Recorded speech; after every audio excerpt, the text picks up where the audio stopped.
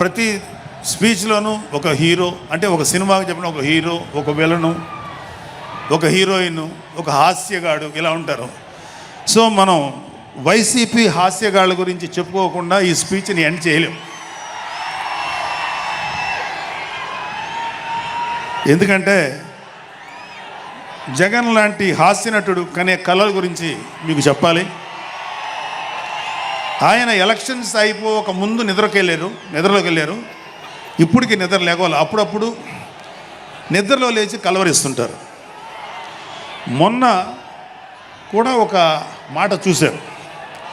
కళ్ళు మూసి తెరిచేలోగా 9 నెలలు అయిపోయినాయి, ఇంకెంత, ఇంకాసారి కళ్ళు మూసి తెరిచేలోపుగా 5 ఏళ్ళు అయిపోతాయి, ఆ తర్వాత అధికారం మాదే అని ఆయన మాట్లాడుతుంటే అంతకన్నా ఏ హాస్యగాడు కూడా అంత అద్భుతంగా చేయలేడు.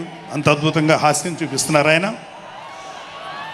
కానీ ఆయనకి నా సలహా ఏంటంటే, సార్ మీరు నిద్రలోనే ఉండండి, అప్పుడప్పుడు కలవరించండి, తప్పులేదు.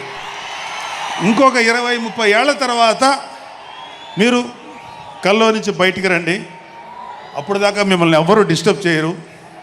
ఇది నాకు మనస్ఫూర్తిగా నేను మీకు ఇచ్చే సలహా.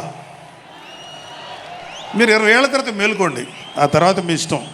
మేమైతే 20 ఏళ్ల దాకా మిమ్మల్ని హ్యాపీగా పడుకోమనే సలహా ఇస్తున్నాం.